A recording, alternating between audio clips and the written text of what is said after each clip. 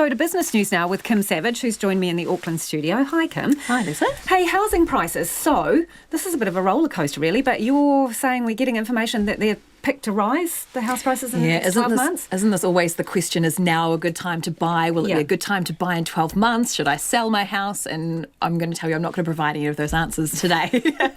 But what I will tell you is that Westpac's Dominic Stevens, he's the chief economist there at the bank, he is picking that we will see a sharp but very short increase in house prices going in towards the end of this year. But he's picking they are going to just gradually just fall away at the going into 2020. So the factors he's looking at is we've had the capital gains tax cancelled, which he says was, in the view of a lot of people, a way that the government could have addressed some of the affordability issues that we've seen in the housing market. So he said that politically that might end up being ending up back on the agenda. Of course, it's election year next year, so housing then might, end up back on that agenda if we do see those prices rise.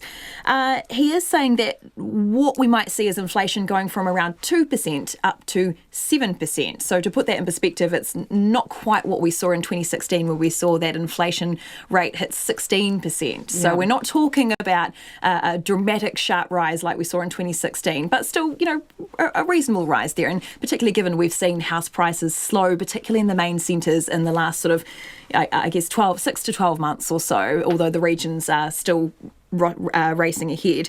So Dominic Stevens saying that mortgage rates will rise, lending to people will tighten as a result of the bank capital requirements the Reserve Bank is looking at the moment. So he's saying that we'll see tighter lending.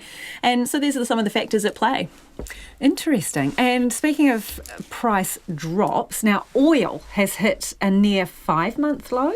Yeah, so Brent... Is this good news for us at the pumps or what? Well, weaker prices, of course, that flows through to the economy and it ends up, I guess, resulting in lower inflation or lower consumer prices in the end. What we are seeing is that Brent crude futures, that's the sort of the international benchmark, that's certainly the one we follow. It's really fallen today around 4% and gone below that $60 a barrel mark, which has sort of been an area it's kind of been hovering around for some time now. So some of the factors at play here, an unexpected rise in US crude stockpiles, a bleaker outlook for demand that's posed by prospects of a protracted trade war between the US and China. Of course, US-China trade war, I feel like we're talking about it all the time. It's affecting lots of things. Everything comes back to that. Everything comes back to that in the end. So we are seeing that and these oil prices affected as a result of that. So as I said, possibly going to flow through to weaker inflation and that's what people are talking about, and also boost expectations of a rate cut by the Federal Reserve in the US as well. So yeah, that's what's happening with oil at the moment. And what about the markets today? Anything exciting happening there? Well, the NZX Top 50 did close up 19 points, 0.2%, 10,224.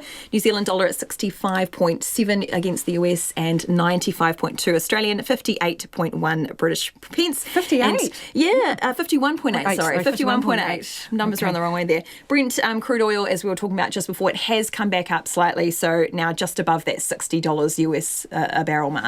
Yeah, fantastic. Thanks, Kim. That's Kim Savage with our business update.